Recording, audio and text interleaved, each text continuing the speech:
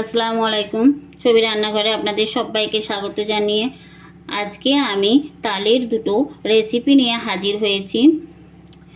তালের রুটি আর পরোটা কত সুন্দর সফট, একদম ফুলে গেছে আর দারুণ মজাদার হয় এই তালের রুটি পরোটাটাও দেখুন কত সুন্দর ভাঁজগুলো খুলে যাচ্ছে।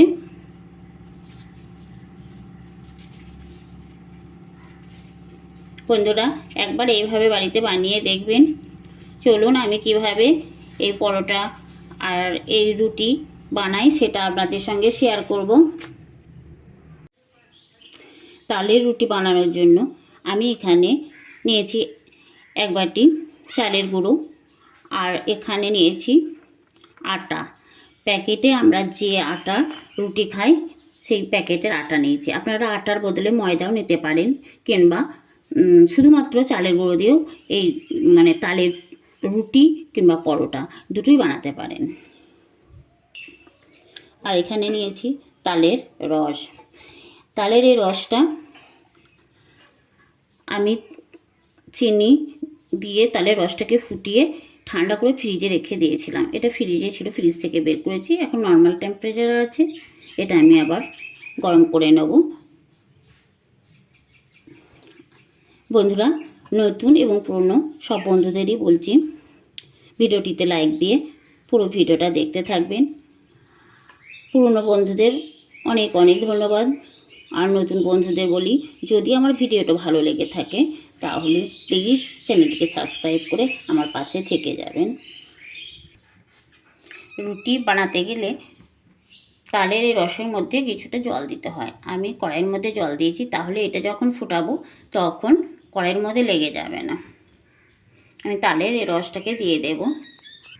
সামান্য 1 চিমটি লবণ দিচ্ছি। লবণ বেশি দেব না, শুধু ব্যালেন্স রাখার জন্য স্বাদটা। তারপর এটা অনবরত নাড়তে হবে, নাহলে তলায় লেগে যেতে পারে। আর তালের রস যখনই জাল দেবেন তখনই জল দিতে হবে আগে একটু। আমার এটা ফ্রিজে রাখা, তার জন্য আমি চিনি দিয়ে আগে এটা জাল করে নিয়েছিলাম। কিন্তু আপনারা যদি তালের রসটা সঙ্গে সঙ্গে বের করে রুটি বা পরোটা বানাতে চান তাহলে একটু জল দিয়ে তালের রসটা দিয়ে তার চিনি দিয়ে ফুটিয়ে নেবেন। অনবরত নাড়বো এভাবে যতক্ষণ না তালের রসটা ফুটে যাচ্ছে। বন্ধুরা, তালের রসটা ফুটে গেছে, ভালোভাবে ফুটছে। এখন আমি এটা মিডিয়াম ফ্লেমে আঁচটা রেখে দেব। চালের গুঁড়োটা দিয়ে দেব। 1 বাটি চালের গুঁড়ো দিয়েছি আর আটাটা অল্প কিছুটা দিচ্ছি। তারপর দেখব কতটা লাগবে, এভাবে নাড়তে থাকবো। গ্যাসের আঁচটা এখন লো ফ্লেমে রেখে এভাবে আমি একটা ডো বানিয়ে নিচ্ছি শক্ত।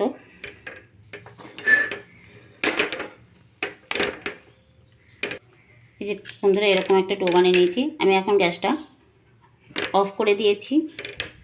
আর এই দেখুন কত সুন্দর একটা ডো বানানো হয়েছে। আমি এখানে এই কাঁচের এই বাটিটার মাপে 2 বাটি আটা নিয়েছিলাম আর 1 বাটি চালের গুঁড়ো নিয়েছিলাম। আমরা এখানে 1 বাটি চালের গুঁড়ো আর 1 বাটি আটাতে হয়ে গেছে। 1 বাটি আটা থেকে গেছে। আমি একটা থালা নিয়েছি, থালার মধ্যে এই ডোটা নিয়ে নেব। এটা হালকা গরম আছে, আর এই গরম অবস্থাতেই আমি একটু হাতের এই তালুর সাহায্যে একটু ম্যাশ করে নেব। আমি এটা একটু ম্যাশ করে নিয়েছি আর এটা কিছুক্ষণ ঠান্ডা হতে দেব। গরম আছে, তারপরে এসে দেখাচ্ছি। এটা অনেকটা ঠান্ডা হয়ে এসছে, আরও কিছুক্ষণ এইভাবে ম্যাশ করে নেব। একটু হাতে জল লাগিয়ে নেব আর এইভাবেও জলটা লাগিয়ে দেব, তাহলে লাগবে না। এইভাবে আরও কিছুক্ষণ আমি ম্যাশ করে নেব।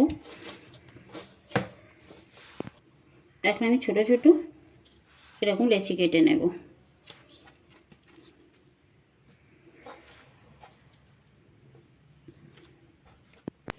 এরপর একটা একটা করে কাটা গুটি নিয়ে এইভাবে গোল করে গোল গোল করে আমি শেপ দিয়ে নিচ্ছি। আমার এগুলো সব শেপ দেওয়া হয়ে গেছে। এখন আমি একটা করে গুটি নেব আর একটু আটা ছড়িয়ে নেব। হাতে একটু চাপ দিয়ে বড় করে একটু এভাবে শেপ দিয়ে নেব, তাহলে তাড়াতাড়ি রুটিটা বেলা হবে।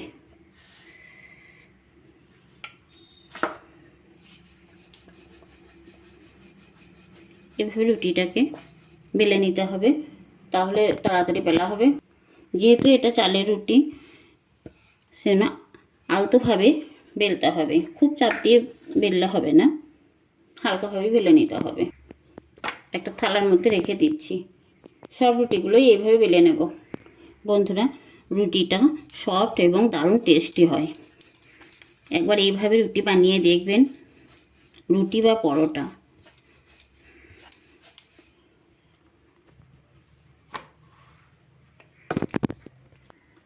আমি একটা পরোটা বানিয়ে দেখাচ্ছি। আর এই পরোটাটা ঠিক যেভাবে ভাঁজ করি সেভাবেই ভাঁজ করেছি। ভিতরে একটু তেল দিয়েছি রুটির ওপরে। আমি ঠিক এইভাবে পরোটাটা বেলে নিয়েছি। বন্ধুরা, রুটি পরোটা বেলা হয়ে গেছে। রুটিটা ভাজার জন্য আমি একটা তাওয়া বসিয়েছি, প্যান বসিয়েছি, আর গরম হয়ে গেছে। এখন রুটিটা দিয়ে দেব। প্রথমে লো ফ্লেমে রেখে আমি রুটিটা এক পিঠ সেঁকে নেব। ঠিক এইরকমভাবে ওপরটা এই যে ফুলো ফুলো হয়ে উঠেছে। এখন আমি ওপর পিঠটা উল্টে দেব।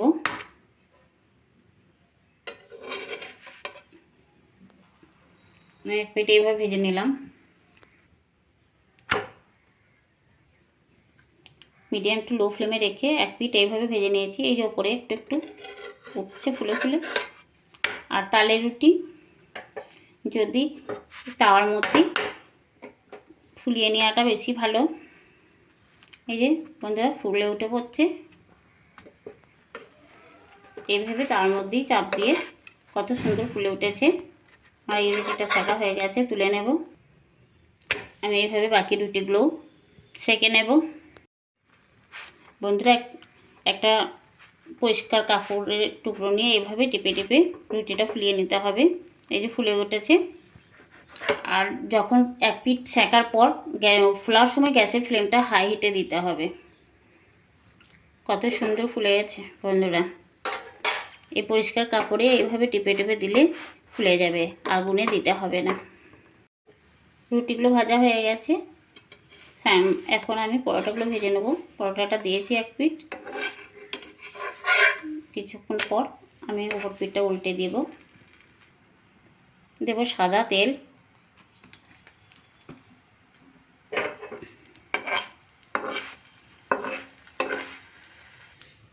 ওপর পিঠটা উল্টে দেব। পরোটা এত ফুলেছে, ফেটে গেছে।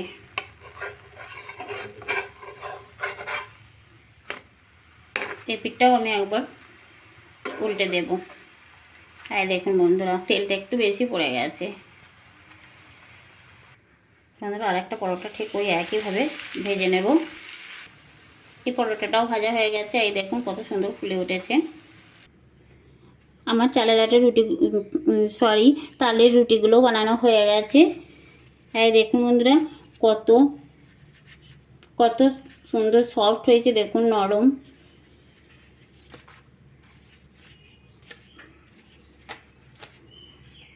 আর এখানে আমি পরোটাটা বানিয়েছি। পরোটাটাও আমি এখানে 4টে পরোটা বানিয়েছিলাম, 2টো খাওয়া হয়ে গেছে। আর এই 2টো দেখাচ্ছি আপনাদেরকে। আর দেখুন কত সুন্দর ফুলেছে পরোটাগুলো। আমার এই রেসিপি কেমন লেগেছে অবশ্যই কমেন্ট করে জানাবেন। ভালো লাগলে লাইক কমেন্ট শেয়ার করবেন। চ্যানেলটিকে সাবস্ক্রাইব করা না থাকলে সাবস্ক্রাইব করে আমার পাশে থেকে যাবেন। আবার দেখা হবে পরের অন্য কোনো ভিডিওতে। আল্লাহ হাফেজ।